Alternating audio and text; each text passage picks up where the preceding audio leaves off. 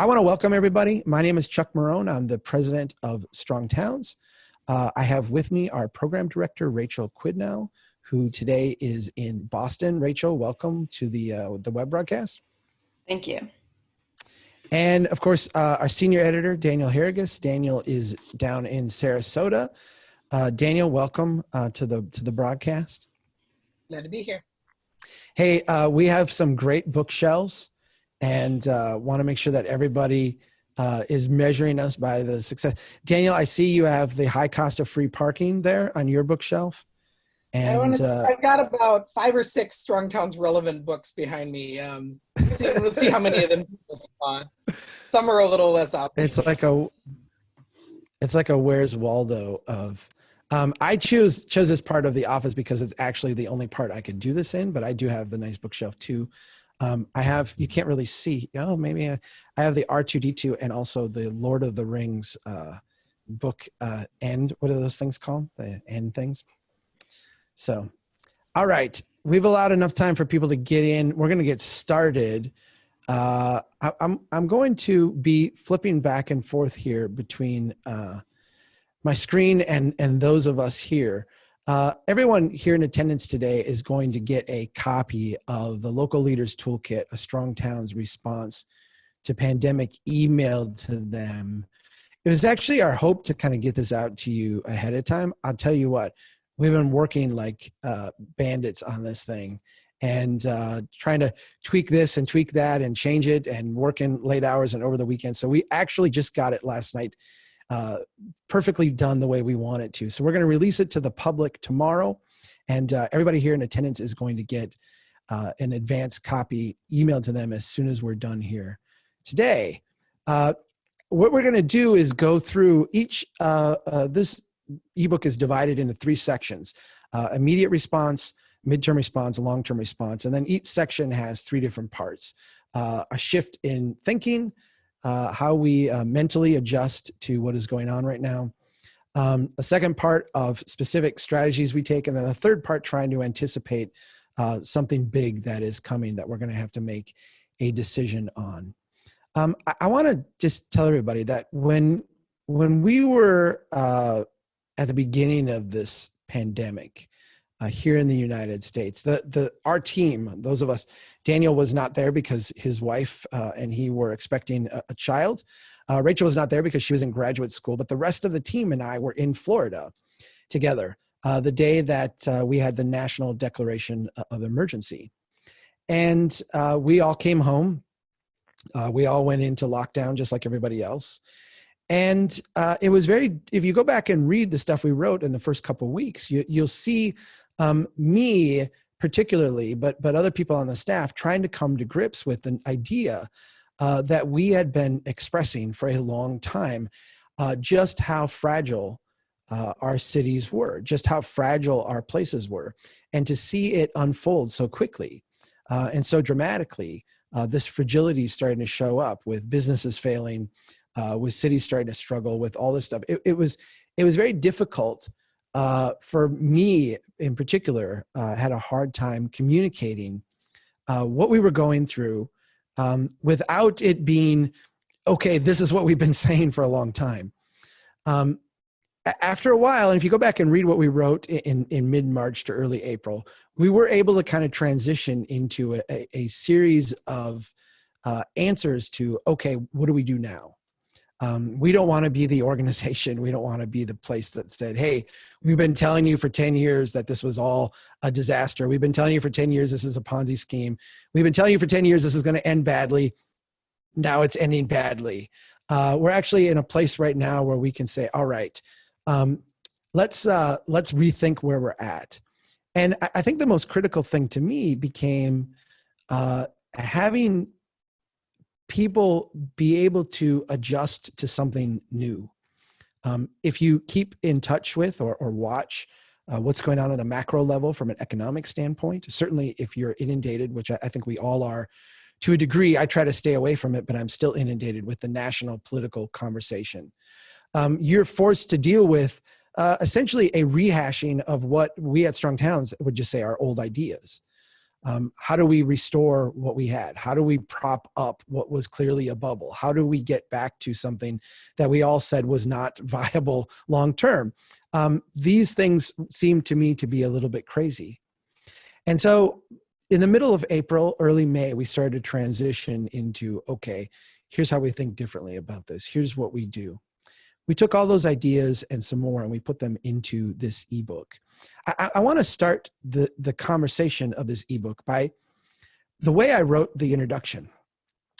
I've been kind of given lately a little bit of light leaders versus managers kind of thinking. Some of the stuff that I read often is leadership type of stuff, and it is one thing I've got in particular said, you know, we need now leaders more than managers. And I've been thinking about this a lot. And so I put it in the introduction because I think that there is a time for managers. There's a time when we need people who are good managers, who can steward a project through, who can manage something very competently. But this is not one of those times. This is a time where we actually need leaders.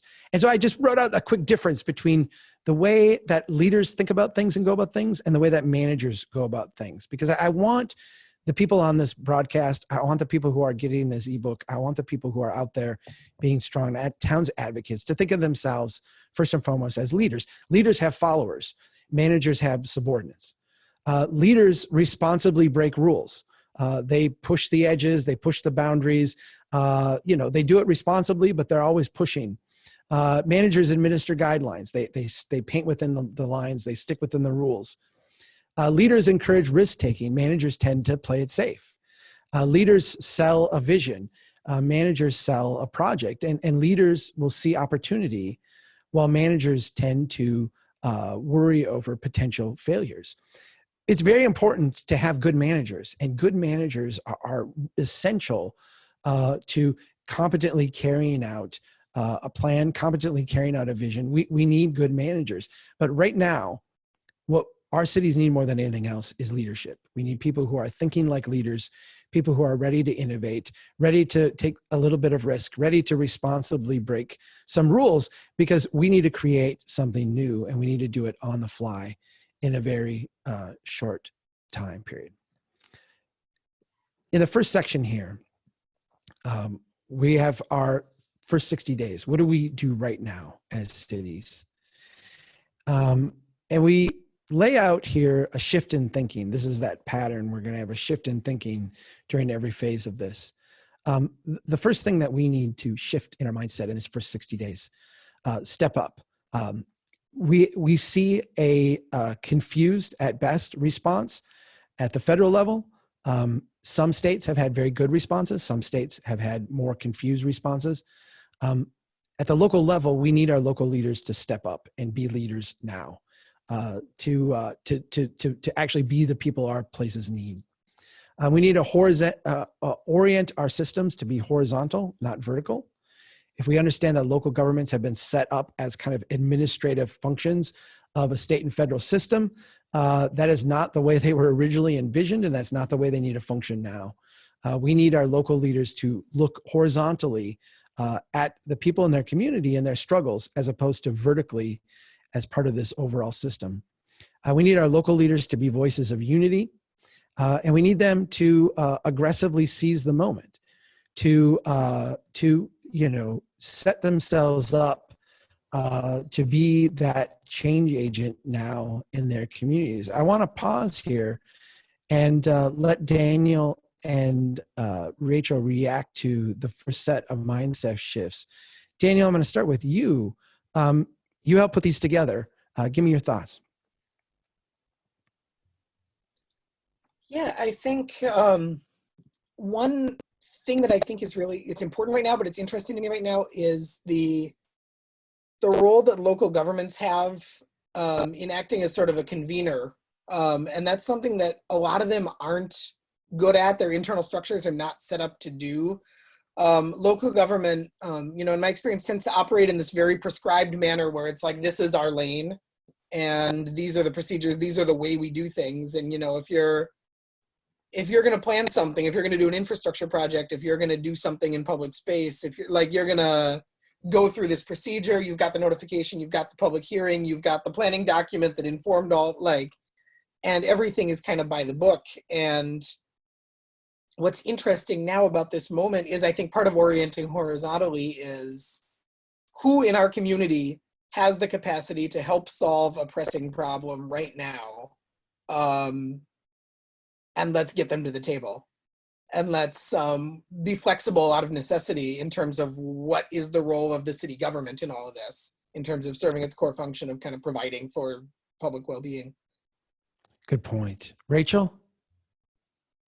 Yeah, I think the one that stands out to me is being a voice of unity. I mean, we all know how fractured our country is, but at this time during this crisis, like, I really hope that our communities, and I think we're seeing this all around us in our neighborhoods, that our communities could not be so fractured, and that the people who are leading our cities and our towns could be encouraging that and supporting that and not dividing people further.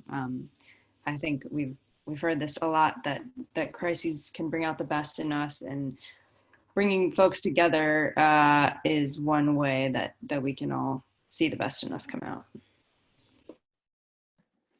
I do think, that idea of just not leaning into the polarization is a powerful one.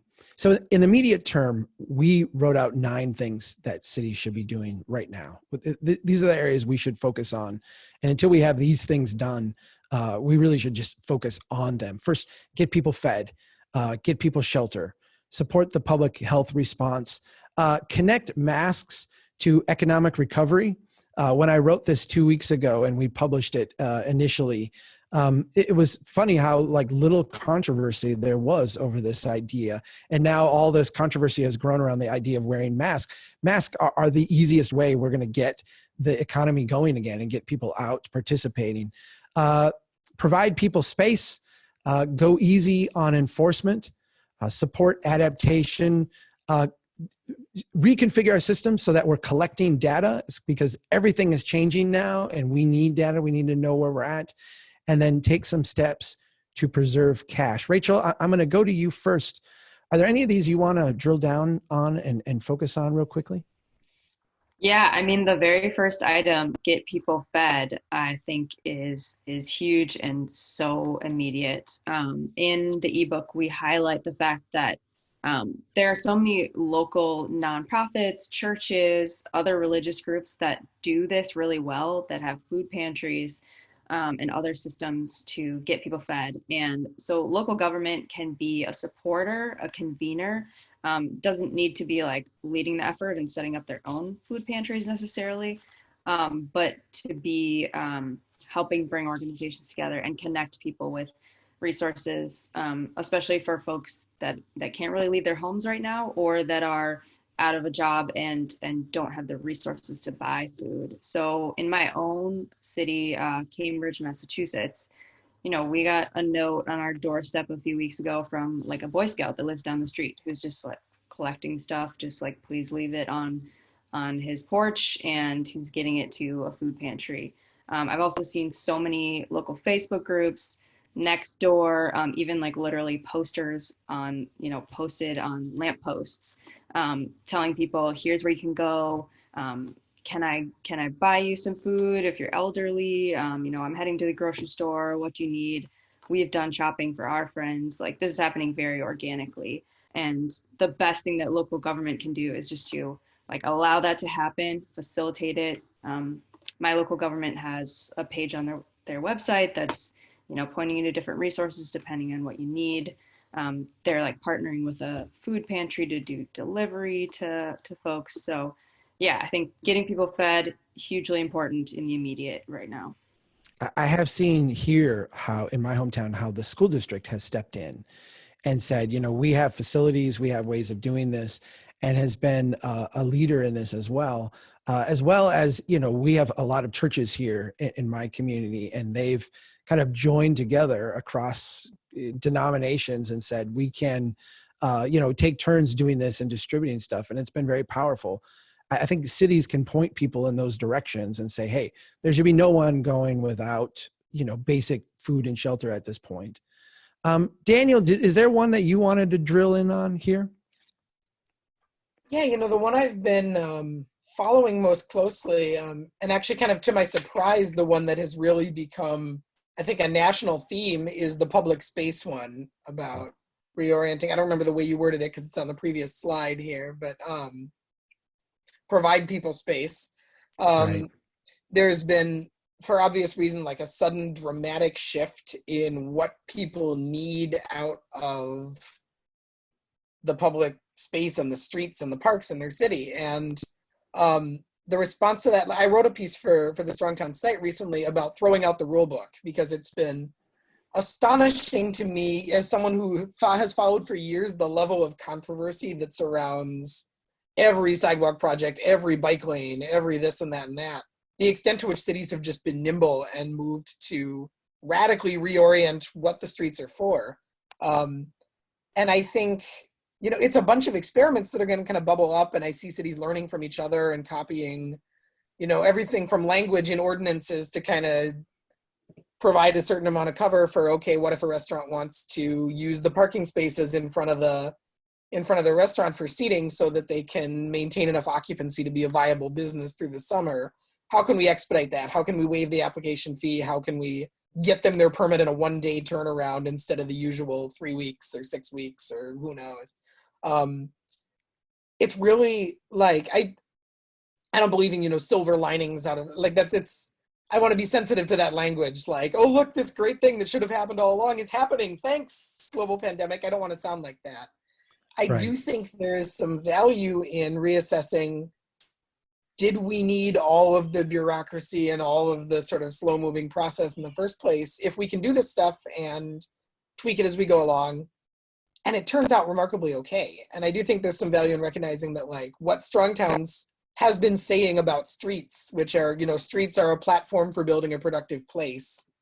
They're not there to move cars. Like, that's secondary. An urban street is there to serve the people who are going to use the space. And I think that's really foundational to what we need to do now. So it's fascinating to watch. I have been impressed with the nimbleness, which I think is, the key here. When we say support adaptation, we're talking about adaptation in the private sector, people trying to do things like, let's get out of their way, let's let them figure this out.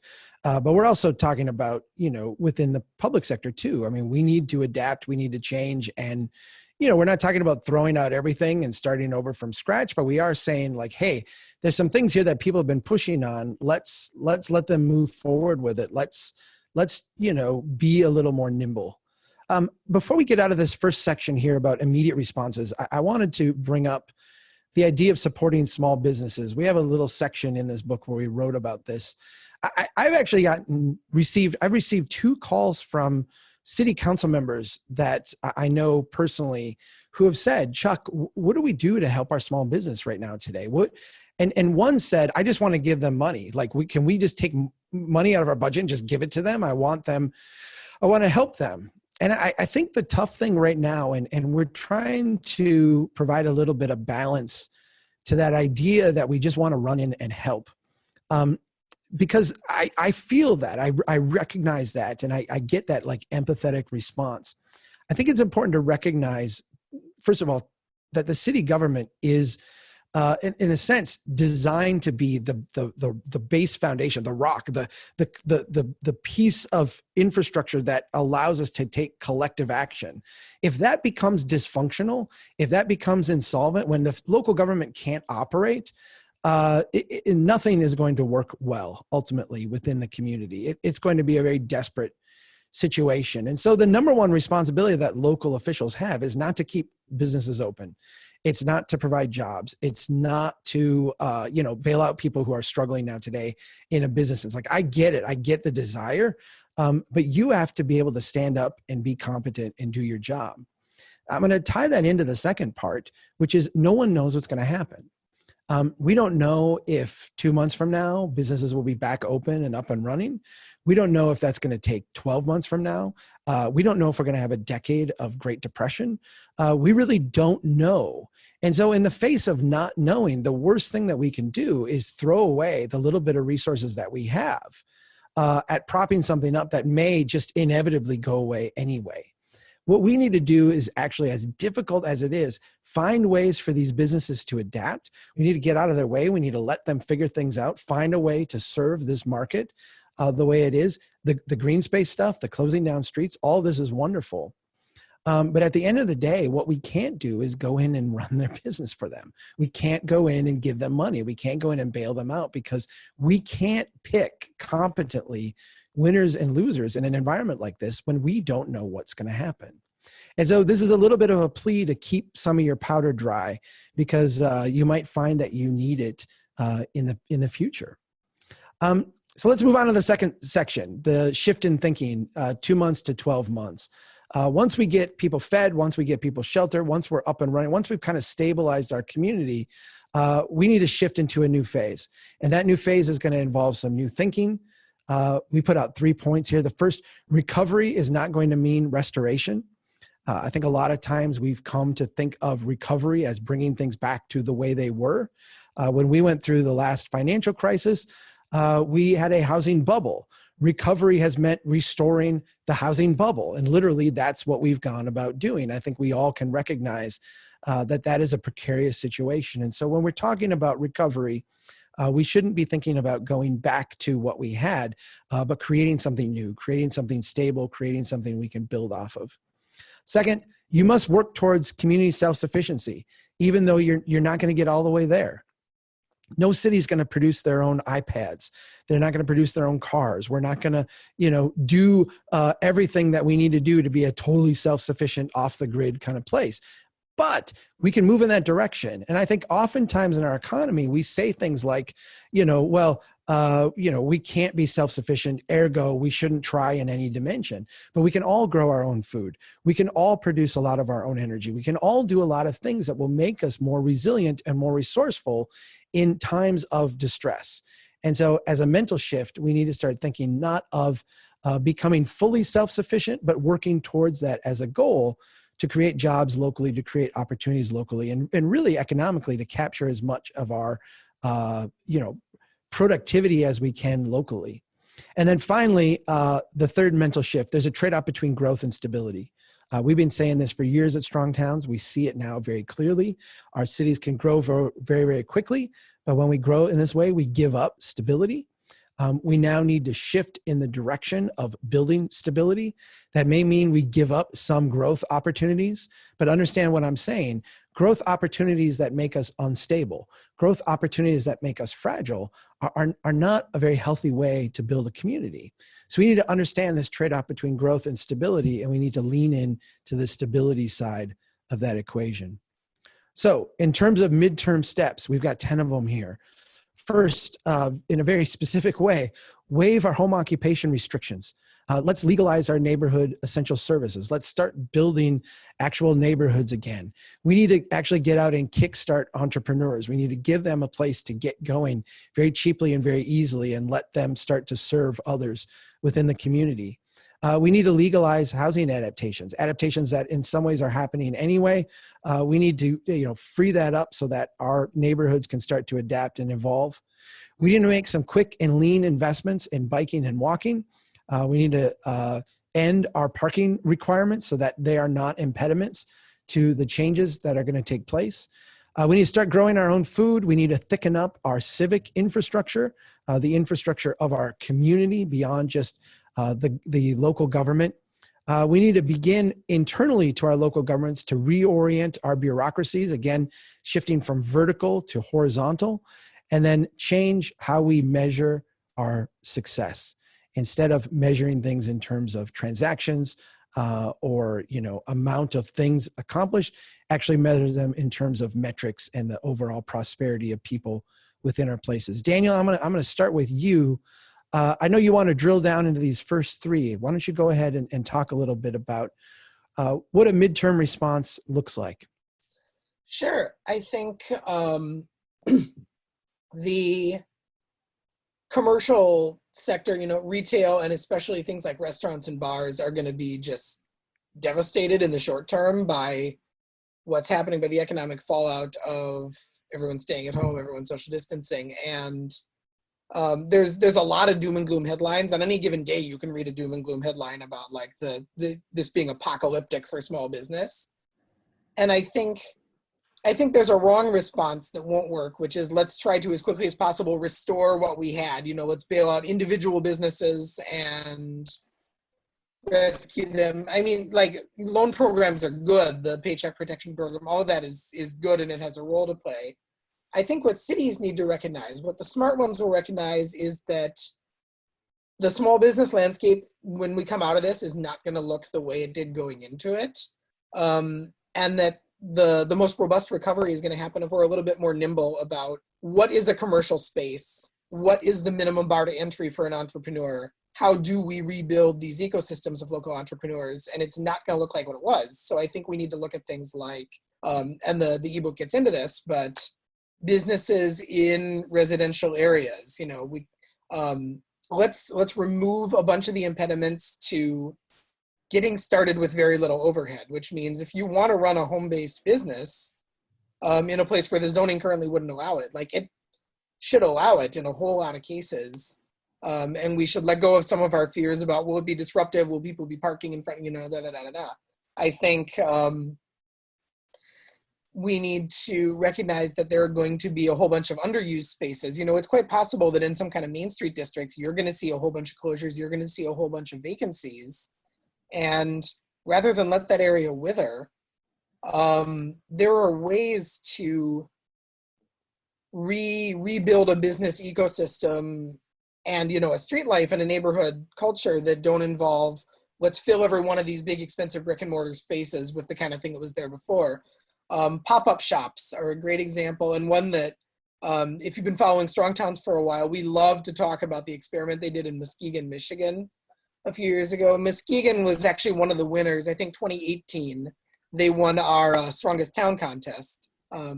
And they've done a fabulous experiment. The city was sitting on this downtown land that it kind of didn't know what to do with, and it was just sort of a liability sitting there. And they ran this sort of low-risk experiment of, well, let's set up a bunch of little pop-up commercial spaces that are sort of the most bare bones, the minimum bar to entry for an entrepreneur who wants to try out a concept. And what was sort of a temporary market turned into this permanent rotating set of little local shops. You can see it on the slide here. A number of them have since been successful enough locally to graduate to their own brick and mortar spaces elsewhere in downtown Muskegon. It's just been a fabulously successful experiment, and one that can be replicated a lot of places. And this kind of thing is entirely about lowering the bar to entry as much as possible. I think the thing that is really amazing about Muskegon and this example, and we've seen it now copied in a number of other places, so this is starting to migrate around. But I think the thing that's most applicable right now is that when Muskegon did this experiment, they actually had a lot of vacant space in their downtown. And so think through that for a second. You have all this vacant space in your downtown, yet you're building more commercial space. How does that work? And the reason it works is because the stuff in the downtown was at a different price point, a different intensity level, a different amount of upfront cash that was required to get going. And the storage sheds were literally walk in, pay your $80, rent it for a month, you're good to go. That's what startup entrepreneurs need. What we're going to experience now, particularly in the commercial real estate sector, where commercial real estate is tied up deeply with massive levels of debt, with a lot of securitization. And I think that the most difficult part of this economic trauma that we're going to go through is working through some of these commercial debts in the way we saw subprime housing be the issue in 2008. I think commercial real estate will now be the issue. And so we're going to see a lot of cities with lots and lots and lots of vacant space that people can't rent it out because of the way it's financed, because it's encumbered by weird financial things outside of the community. If we want to get people started, people who will ultimately fill those spaces productively with local entrepreneurs, we need to find a way to lower the bar of entry. So yeah, Rachel, something you want to delve into here on this? Yeah, so parking requirements is something that we talk about a lot at Strong Towns. If you Google Black Friday parking, you can see that. And it seems like sort of a weird and unimportant thing to be talking about right now in a crisis. But I saw a great example recently from the state of Connecticut that shows why this is actually really important. The state of Connecticut just announced that they were going to be completely getting rid of parking minimums statewide. And one of the big reasons is so that they can allow for outdoor dining, because now we know that it's going to be a lot safer to be in closer proximity to folks outside versus inside. And under many cities and states' current laws, if you wanted to say, put 15 tables outside a restaurant, you would have to create more parking spaces for that restaurant. And that's just a ridiculous burden to have right now. It was never really necessary. So getting rid of parking minimums also allows for things like putting seating or other activities in parking spaces, which again are potentially a better use of that space than just some storage for a car. So on a broad scale, getting rid of parking requirements is a good investment for the current crisis, and it's going to pay off down the road too. It's just a big hindrance that's unnecessary. Could not agree more. I was going to just briefly talk about this reorienting bureaucracies part. It's interesting because I wrote in the first 60 days, in the first draft, we have to preserve our cash. So let's, freeze any projects we don't have to do. And I wrote the phrase freeze hiring.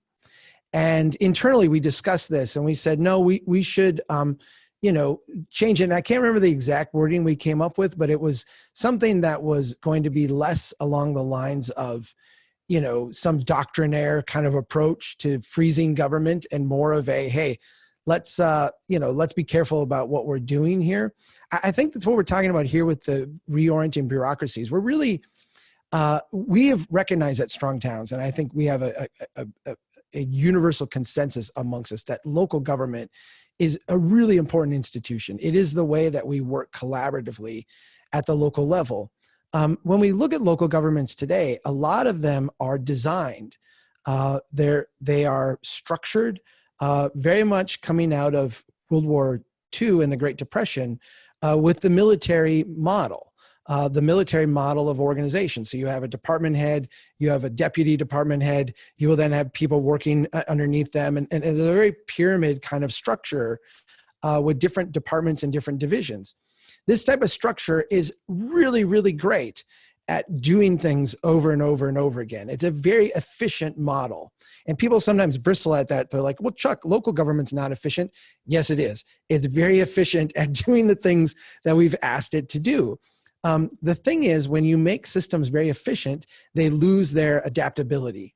And so what we see with local governments is that they're very, very good at replicating the same pattern of development over and over, at basically, acquiring the capital from the state and federal government, acquiring the capital from outside developers, putting the incentives and the infrastructure and everything else in place to be able to do this same pattern over and over and over. And what we really need is we need governments to start to reorient away from being part of this vertical structure where they are the implementation arm, the people on the ground implementing a federal and a state growth strategy, and to start to be servants of the people around them, to orient horizontal, to start to assemble teams, to start to make their own structures flatter and less hierarchical, and to start to go to a model of organization that we have seen be very successful throughout the private sector, more of a team model, more of a flat model, more one that can iterate and respond to opportunities and needs within the community more quickly. You can think about it, I think, most clearly in terms of doing a street project. If we're going to do a street project today in the current system, that would be handed to a department, an engineering department or a public works department. They would go through and order up surveying, put together plans, get the funding, go through and put everything together. At the very end of this, there would be some type of public hearing process, and then you'd go out and hire someone and do this big project. If we think about what a street project should look like today, it should look like a lot of people out on the street, looking at how people are using it, looking at where people are struggling to use it, trying things out, quite literally with bales of straw and duct tape and paint to see if we can make this street work a little bit better for the people that are out there. And then in very kind of small scale iterative ways, putting those temporary projects into place permanently so that we can make improvement based on how people are actually using places. Our bureaucracies, for the most part, are not set up to do this today. That's not because they have bad people. That's not because they have lazy people. That's not because local government's ineffective. It's because they're designed to do something different. And we need them to be, in a different place. And so begin that process now of reorienting your bureaucracies. And we put some tips for how to do that within the packet. Before we leave the midterm section, I want to talk a little bit about and I put assistance here in the arrogant thought quotes. I know that's not proper grammar, but the idea that there will be some assistance for local governments from the state and federal government. If we remember back to 2008, we did get assistance. Assistance came in the form of the Recovery Act, and it was money for infrastructure. It's interesting because I talked to a lot of mayors, I talked to a lot of city council members, and they don't believe often that they have a lot of power. They don't believe that they have a lot of say. And I think a lot of times that's because they've never really exercised it. If the mayor calls up the state capitol and says, I want to talk to the governor, I can guarantee you the mayor will get in to talk to the governor. If I call up as John, Q citizen, I'm not going to get in. But if the mayor of the city calls up, because the mayor is representing hundreds, thousands of people, if you have a chance to communicate to lawmakers, to people who are representing you at the state government level, at the federal government level, tell them that you do not want money for infrastructure. Tell them that you do not want money pigeonholed for one little thing that they want you to do. Tell them you'd rather have the cash. I think cities would benefit right now. If we're going to spend $2 trillion on stimulus for local governments, I would much rather see $2 trillion given to them in cash than $2 trillion given to them channeled through a bunch of infrastructure programs where you had to qualify and come up with local matching dollars and do specific types of projects that they wanted you to do. We played that act before, and it doesn't work. It doesn't work well. I suspect that we will not be given the opportunity to be given cash. If you get to weigh in, ask for cash.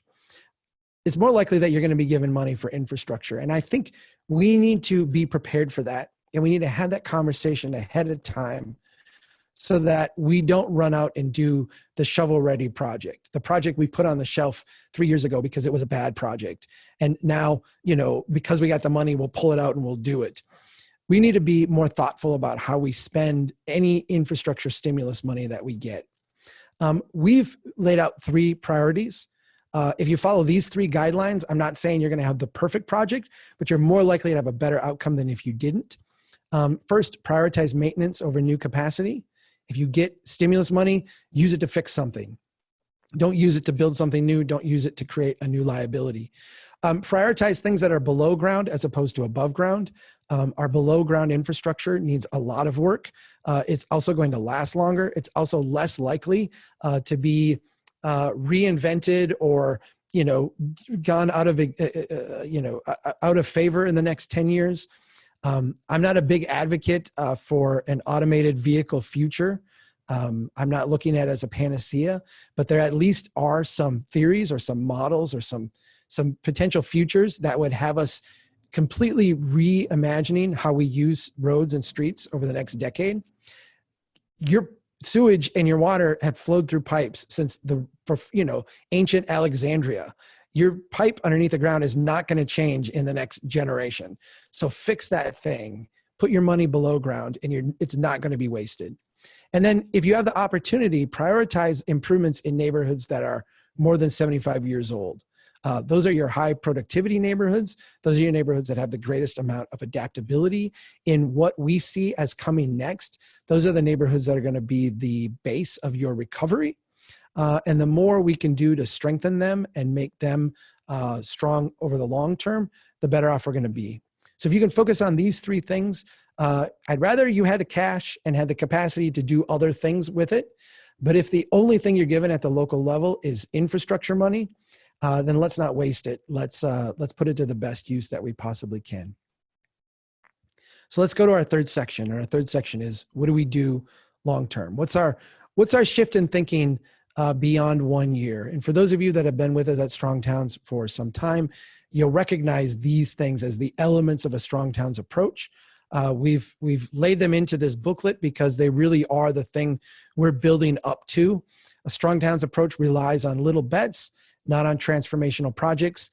We emphasize resiliency, not simply efficiency.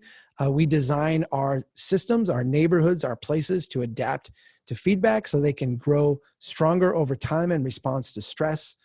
We use bottom-up action, not top-down systems. Again, this is part of that, how we orient ourselves vertically versus horizontally. We seek to conduct as much of life at a personal scale. We understand that cities are human habitat. They're places for people. When we focus on humans and human needs, we build places that are more productive, that are stronger and more prosperous. And then finally, we do the math. We obsessively do the math. We hold ourselves to a very high standard when we are spending money, when we are making commitments and obligations. We don't do them on a whim. We're very, very serious and intentional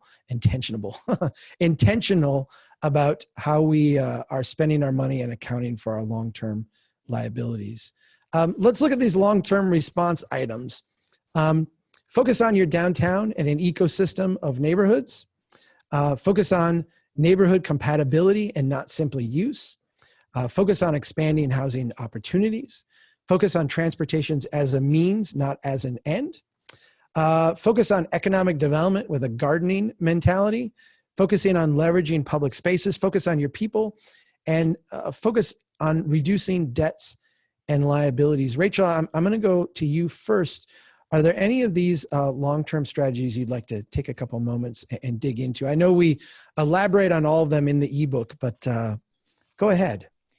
Yeah, I mean, that first one, focus on your downtown, that's such an important part of any sort of Strong Towns approach, especially over the long term. Those older neighborhoods, traditional neighborhoods that are in the center of your community, we've seen in city after city that those are the most economically productive. They produce the most tax dollars per acre. Our friends at Urban 3 have done a lot of research on this.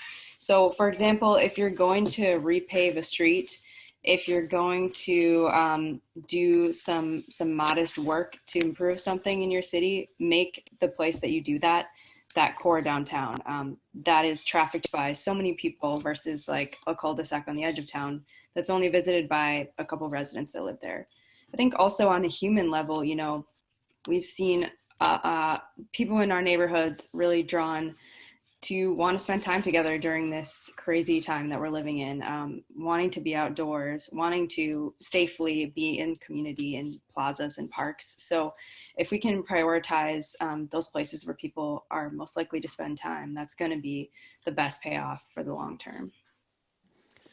Daniel, I want to give you a shot here. Is there anything you want to dig into in these longer term strategies? I know this is what we do. We talk about this stuff all the time. Go ahead. I'd love to talk a bit about the expanding housing opportunities, because that's one we haven't really touched on today, and I think it's relevant in a few different ways. I'm a big cheerleader for missing middle housing, which is a term coined by our friends over at Opticos Design, but we talk about it a lot on the Strong Towns site. Missing middle is anything between detached single family homes and like huge apartment buildings. So we're talking your duplexes, triplexes, small apartment buildings, accessory dwelling units, so like backyard granny flats, you know, that whole range of flexible, adaptable housing opportunities that fill those gaps, and that we've made very difficult to build in cities for really the last 70 years. I think that's going to be crucial going forward for a few reasons. And one is that if we have a more protracted economic downturn, you know, I don't claim to have a crystal ball here, but I think it's very possible we're going to see major lasting disruption to our system of housing finance. If you have a flood of people not paying their rent, if you have a flood of people not paying their mortgages, you start to disrupt all of those secondary markets.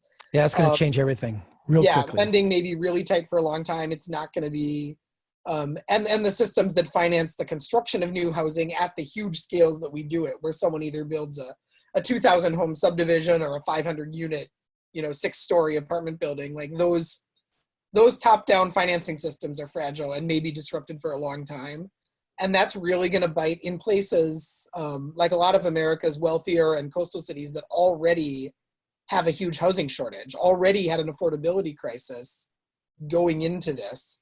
And so we need to get more nimble about how we're going to meet housing needs. And that means the missing middle, that means an ecosystem of small scale developers. And there's another reason, which I think in terms of how people are psychologically going to react to the pandemic, there's a world of hot takes out there about this is the end of cities. People want to live far apart now. People, it's all about social distancing. Density is the enemy.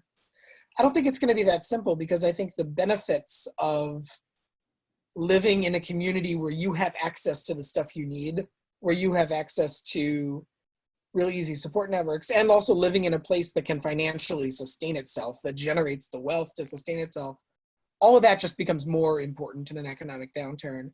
What I think is true is that some of the scars of the pandemic are going to last psychologically for people, things about crowding within an individual household.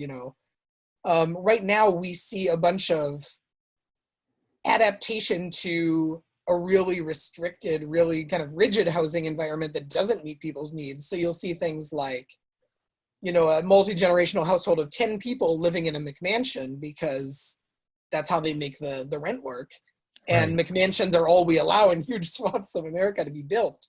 I think you respond to that with, you have a backyard ADU, you have a duplex. There are all sorts of ways to accommodate social distancing and people having personal space where they can feel comfortable and they can feel healthy and secure, but also get all of the benefits of an urban environment and of a certain level of population density. Right. So I think that's got to be a huge part of the answer. I'm going to dwell just for a second on the economic gardening part. Focus on economic development with a gardening mentality. I think it's important to recognize that, for a long time we've looked at success and measured success in an economic development sphere on what have you done for me lately? What new thing have we brought in? What new thing have we created? I know a lot of economic development officials, and I feel bad for them. And I would tell them every chance I get, you have a thankless job because you're asked to, create something new, something visible, something that can go on the front of your brochure.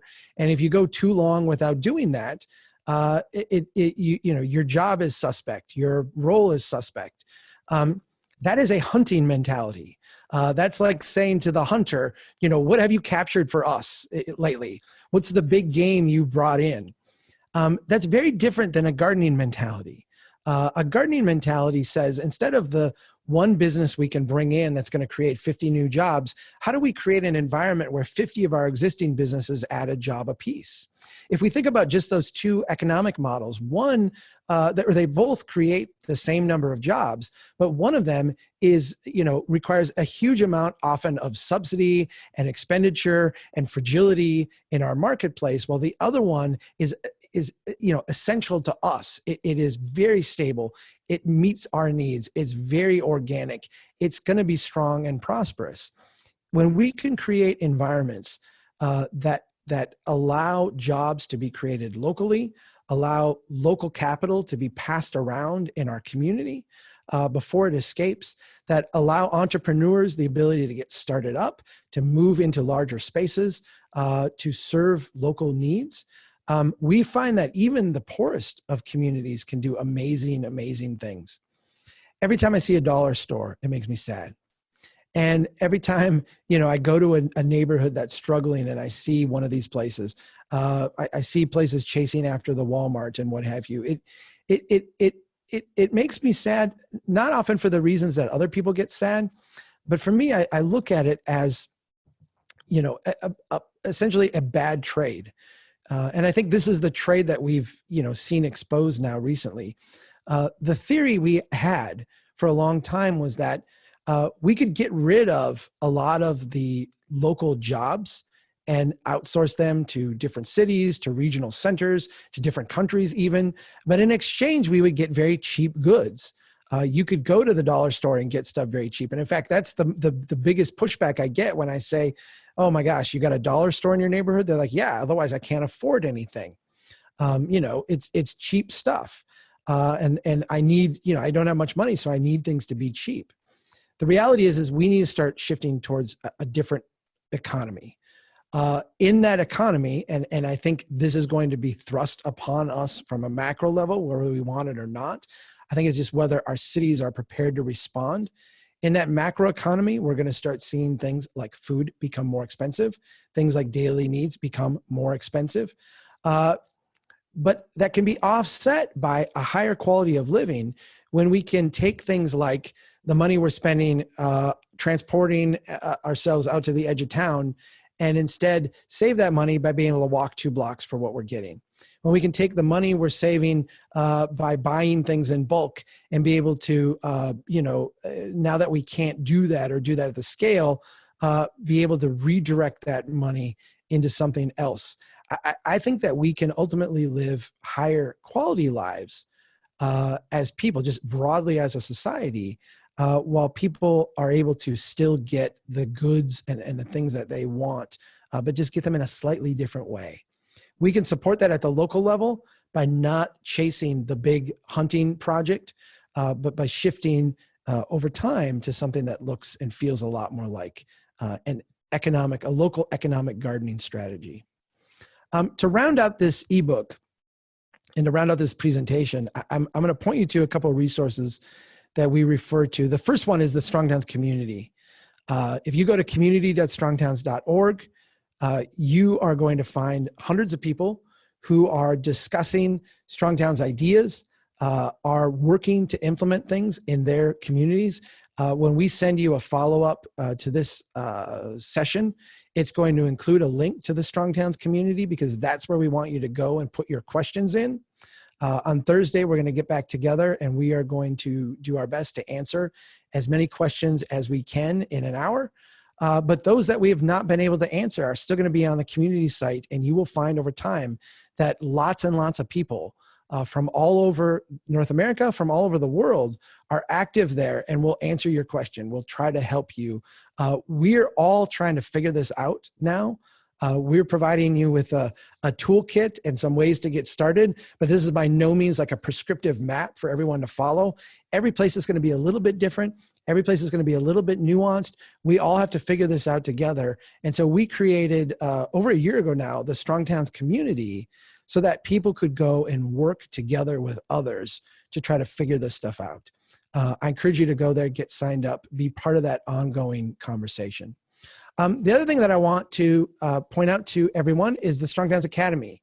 Our reaction to the COVID-19 and the fact that we can't travel, we can't be out sharing this message, we can't be doing stuff. And we had so many people contacting us saying, what do we do now? What do we do next? Was to not only put together this toolkit, but to put together the Strong Towns Academy. The Strong Towns Academy is an online learning platform. What we are trying to do is get our message out so that people making change can bring others along with them, and also so that we can help people put together their own local plan of action.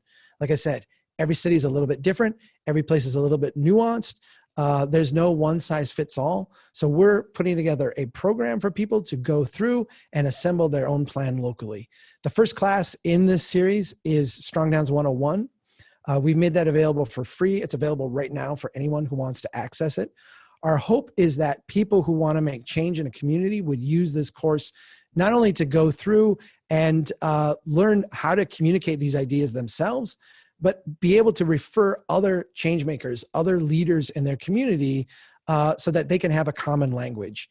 If you have 5, 10, 20, 50, 100, 200 people in your community going through this course, Strong Towns 101, it will change your conversation. It will change the way you think about things and talk about things. It's there for you to access right now, academy.strongtowns.org. Go there, get signed up and share it with others. We are in the process right now of producing 8 different courses. The 3 of us actually right now are the team here that's working on this. We're working on the first 2 pretty intently. aligning transportation with a strong towns approach, creating housing opportunities in a strong towns. Both of these courses are designed to lead local leaders through putting together an action plan for their community. Those will be released over the course of the summer, the fall, and then into next year. We are going to provide some other opportunities along with that along the way. But right now we're focused on getting these out here. You can sign up for those classes at academy.strongtowns.org. We have for a limited time a subscription package that will get you in really cheap, affordably to all these. Once we start rolling courses out in the next couple of weeks, that subscription package is going to go away. But there will be other opportunities for people to get in on that. And we're working on some scholarship models too, because we don't want anyone to be left behind here. And then finally, we're in our last couple minutes here. This is our member drive week.